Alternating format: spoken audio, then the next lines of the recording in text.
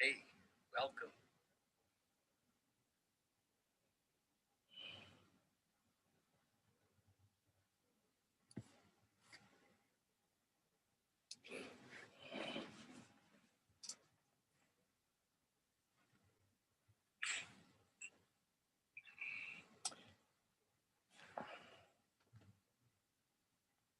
Hey, you guys. Um,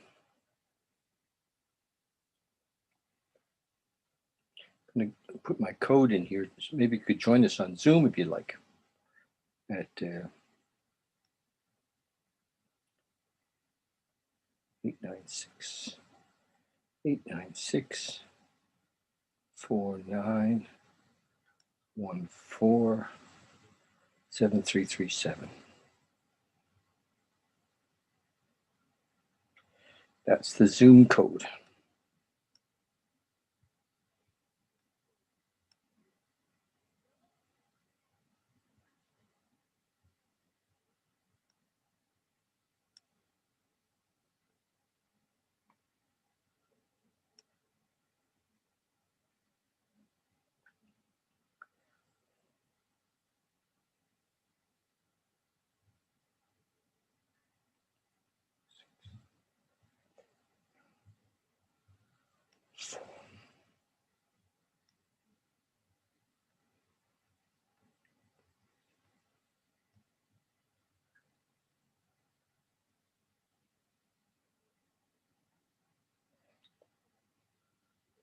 Okay, you guys.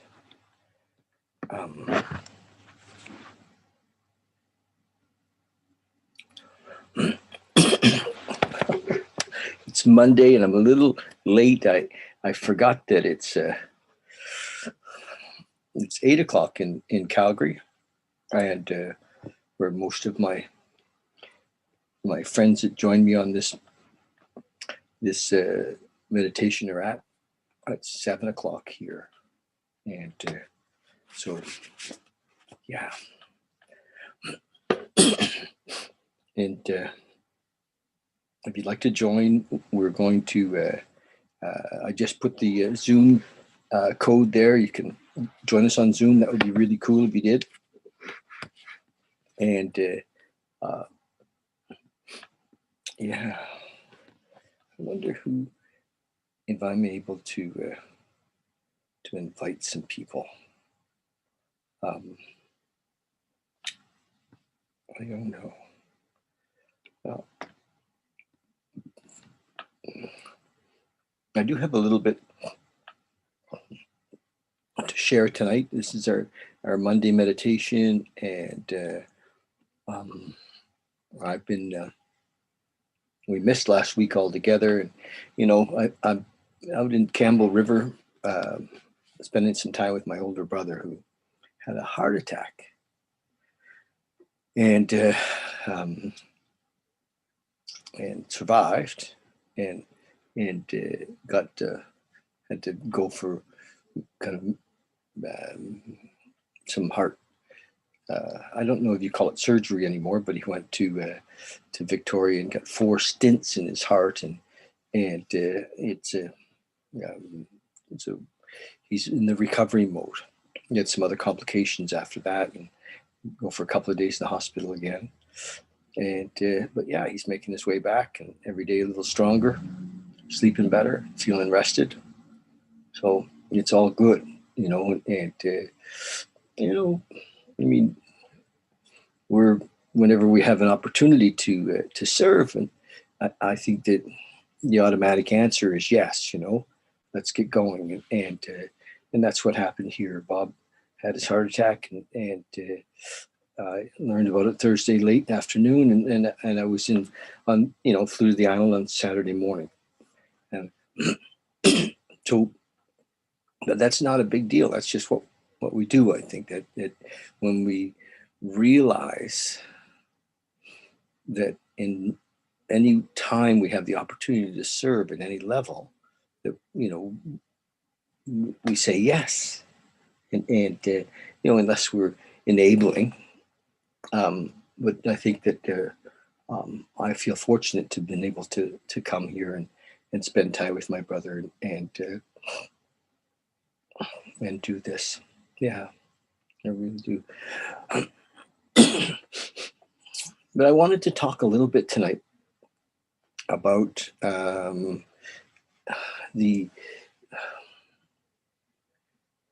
I don't even know how to say it. So when we look at the mind, you look at the mind, and all of the great teachers from all time have said, encouraged us to become aware of the mind. Hi, you guys. Thanks for joining. That code is the Valley and Beyond Zoom page. If you'd like to join us on Zoom, it's if you're looking at us on Facebook, you can actually drop into the Zoom call if you'd like. So I don't know who it was, Socrates or Plato, said, "Know thyself." And if we look at ourselves, and we look at our at not the body, or not our circumstances, or not who we're in a relationship with, and not what we've done for our work, or not what we've our accomplishments, or not our our illnesses, or none of the objective world. The answer to finding a peace in this life is not in the objective world. It's not in the outside world. And so if we look, though, and we start to look at the mind, and we start to look at the thoughts, and many years ago, I realized that that thinking was the thing. Many years ago, I remember when I read Think and Grow Rich, and it was the thinking, but I never understood it. I was never able to manage my thinking, and or to focus my thinking.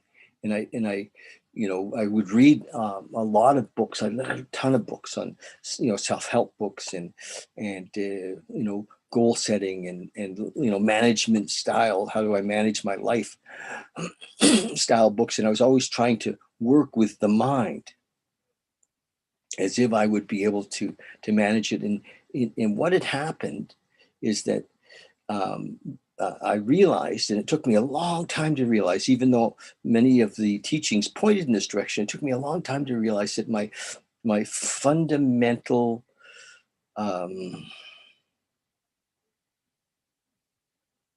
thing, how do I say it?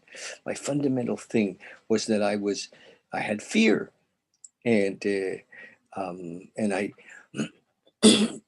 so I was always trying to manage life based on my fear. Now, I don't. Maybe not everybody will experience this or knows what I'm talking about, but the fear always kept me in a place where I was looking at how to guard myself.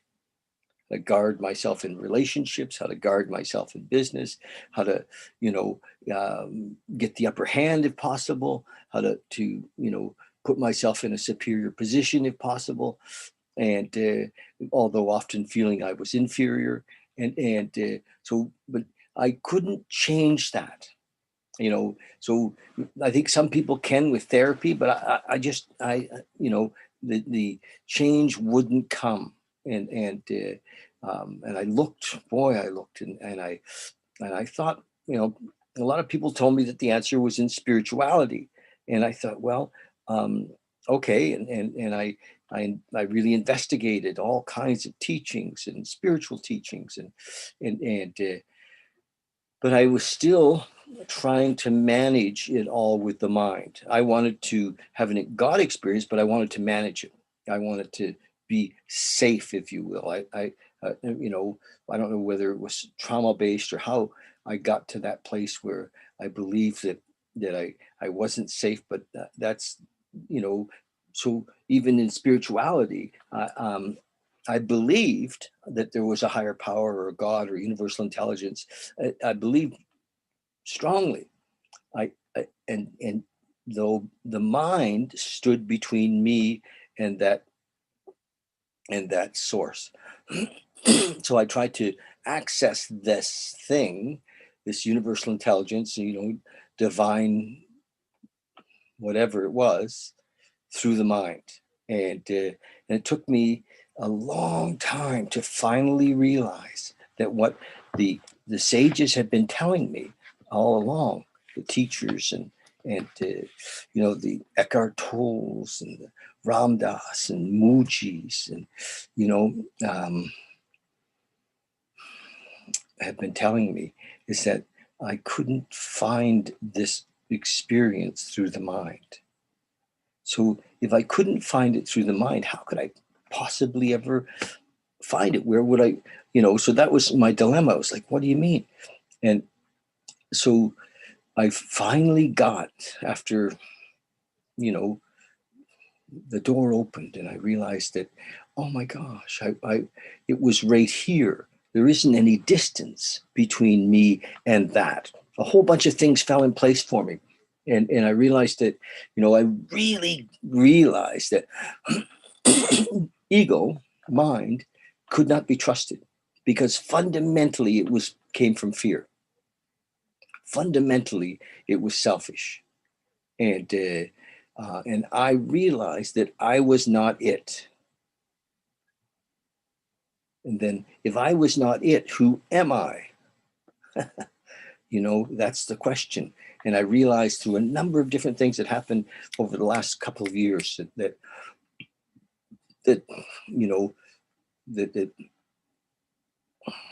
foreshadowed this experience, this knowingness, this oneness that finally came.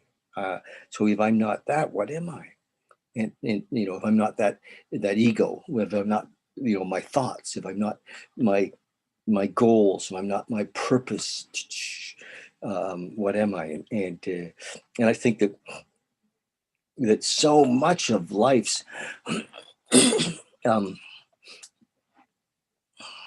of what we see in life is people selling management techniques in life, trying to help us to often with goodwill, they're trying to help us to manage life. And for many of us, managing life is outside of our it can't be done from this mind and from my fear-based being. And I don't suspect that's the same for everybody. And I think that's fine. So, but I'm glad it was for me because I had to bust out of that and, to find the source. And so there's many paths to that. And that's kind of, meditation is one of those, because in meditation, a couple of things can happen.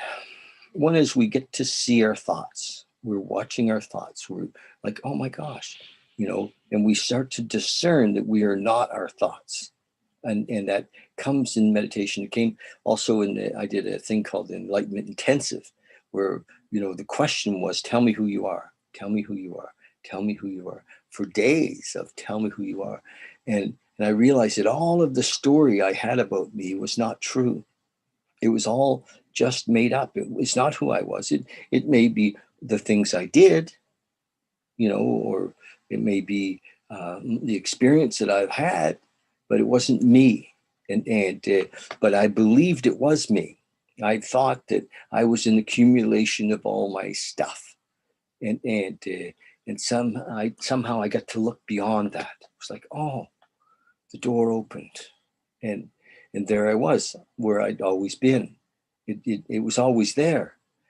I just, even though I had seen it before, I didn't know what it was. I didn't, I had gone by it many times, but I didn't realize that was me. I am that. So I don't know if that's very clear tonight in my description, but when we meditate, and we're going to meditate in a couple of minutes, just recognize that there is something beyond who we think we are in the phenomenal world, in the world of of right and wrong, the dualistic world, the world of judgment, the world of good and bad, where we came from. I talked this morning, we did a little talk this morning on trust, and trust is in that world of good and bad and right and wrong. It's kind of a bullshit word. There's no such thing as trust. From the perspective that I'm at now, and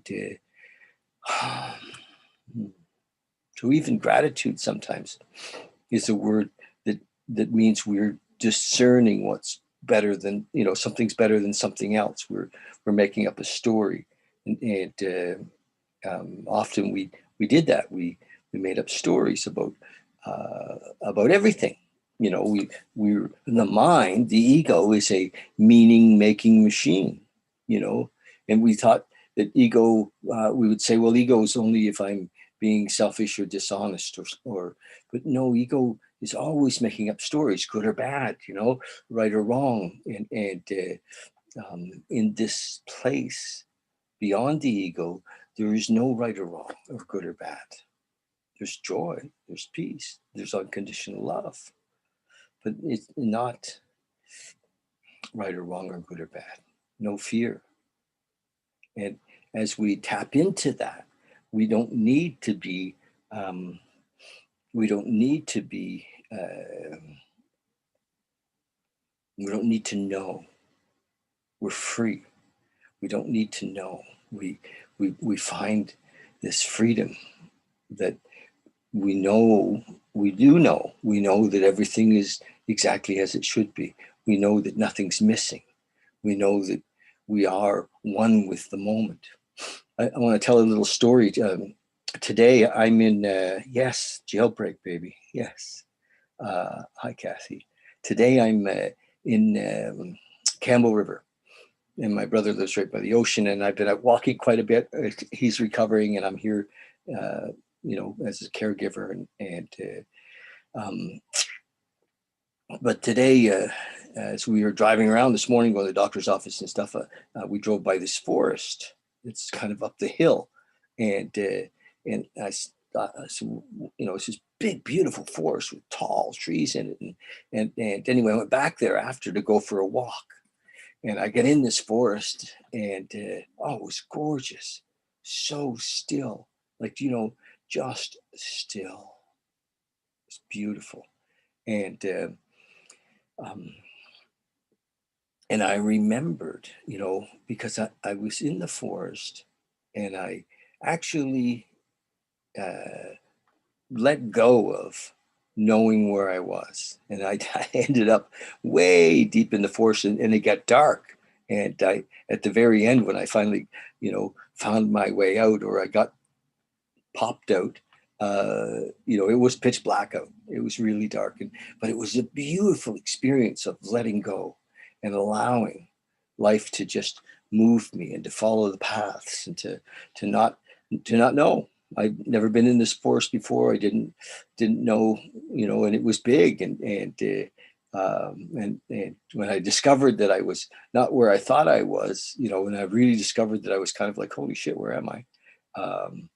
There was this really beautiful moment of oh, let's go this way, and I just trusted and moved with the flow, and it was beautiful. But what I remembered is that as a kid, I'm talking 12 or 13, I used to spend a lot of time in the woods, and I had this remembering of the freedom that came from just having nowhere to go, nothing to do, to be lost but not lost. Do you know what I mean? Because we're never really lost. Anyway, it was beautiful today, and that's the freedom that we can have, and the mind wants to know. The mind just desperately wants to know, wants to understand, and there's no understanding. Understanding is it'll take us a certain distance in this search. If we're looking for this freedom, if we're looking for this peace, understanding will take us a certain distance. Hi, Paul. Hey, baby. Hey, fella. Dave Skinner. Donna. So understanding will take us a certain distance, but it won't. There isn't. There isn't any understanding in this space beyond, back beyond the observer.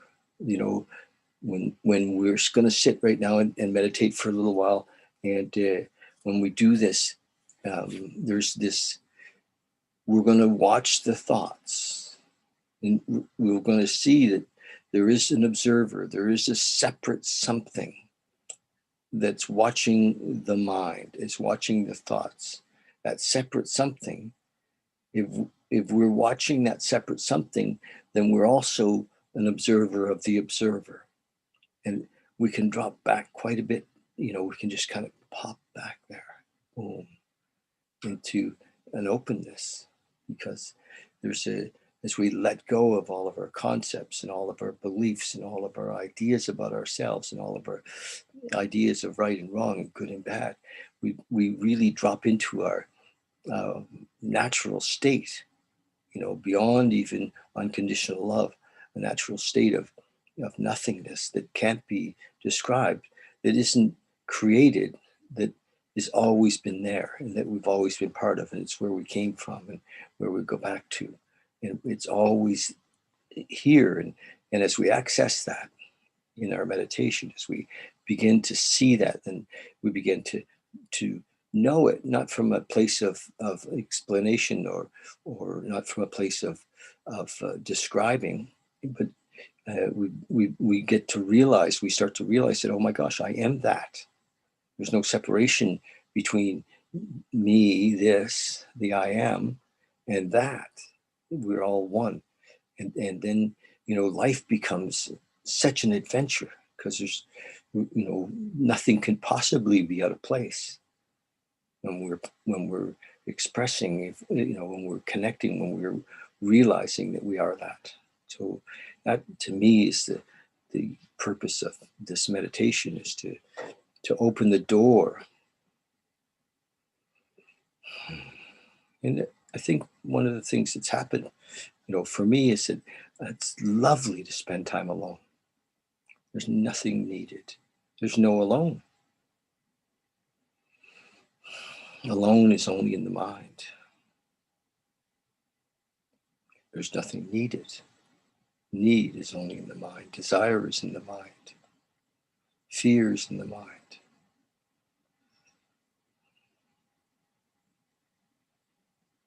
So if you get comfortable, we're going to sit for a few minutes, just going to meditate and drop into that space if possible. And just practice this. Know that, with some intention, there is some intention. And in the beginning, some intention is good. The intention to let go of our struggle on this realm. What could be more magnificent than to discover the connection? It doesn't require any belief. Don't need to believe in some objective God or some idea of God that somebody has said to you. This is not what we're talking about. And yet, of course,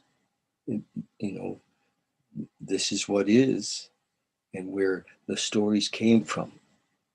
This is what is. And, but it's impossible to describe. So the being impossible to describe, this oneness that we,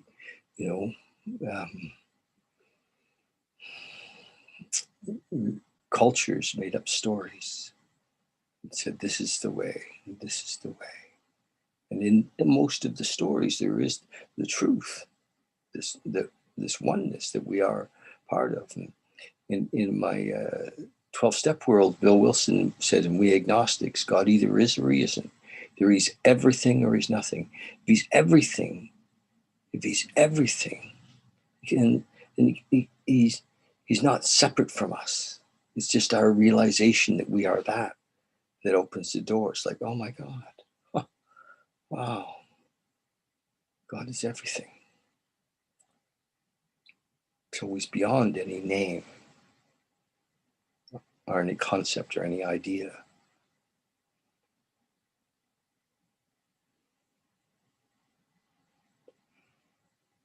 So just get comfortable,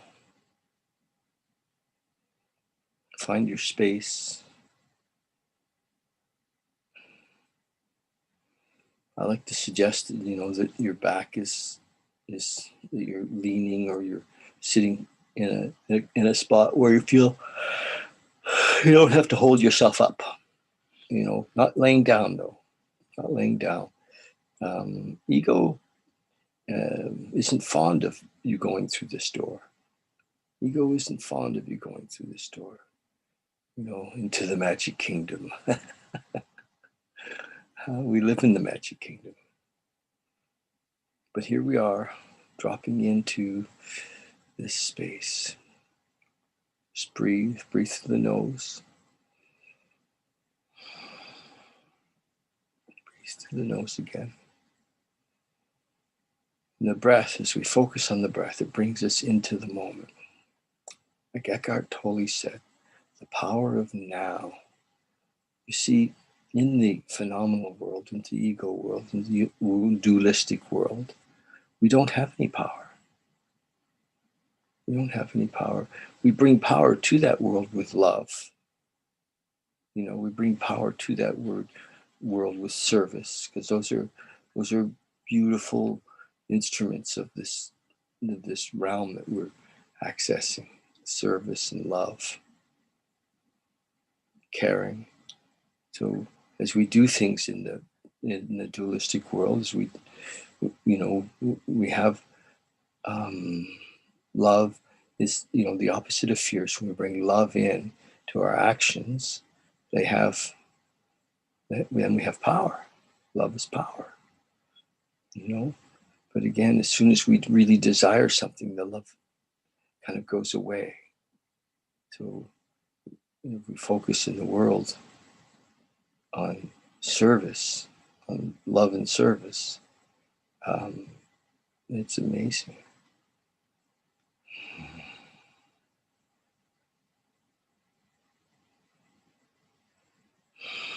So as you drop in, just acknowledge our bodies.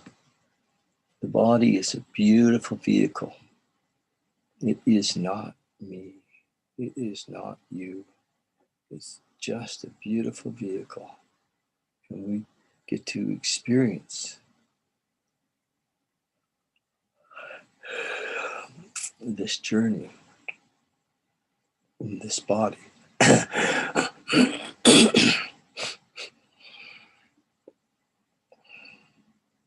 Somewhere in the Bible, there was a line and it said, "Be still and know that I am God." Just recognize that this God that we speak of is the oneness, the isness, the undescribable wholeness. As we sit still, experience that expanded,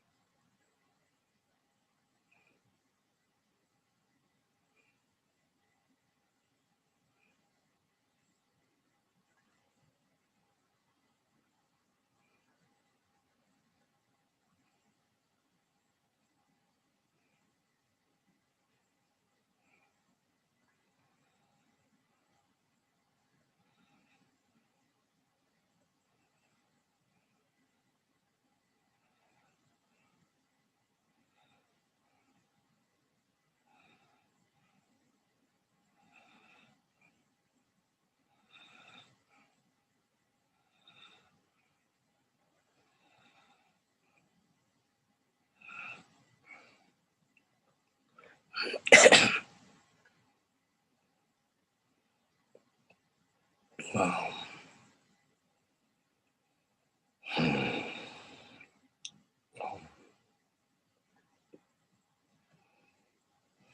Just come back when you're ready.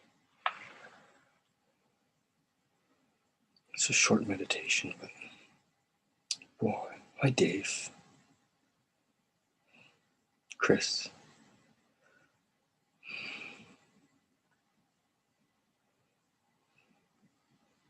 Nice to see you guys. Well, that was beautiful. I dropped right in. Boom. Uh, to that space, to that nothingness, that oneness.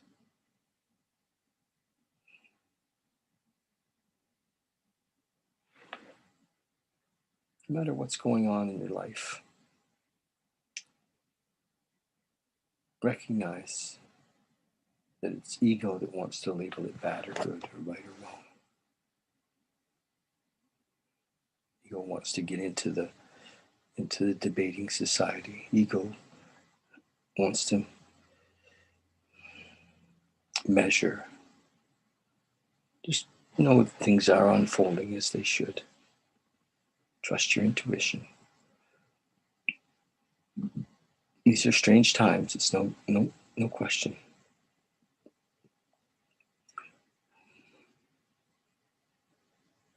Thanks so much. Love you guys.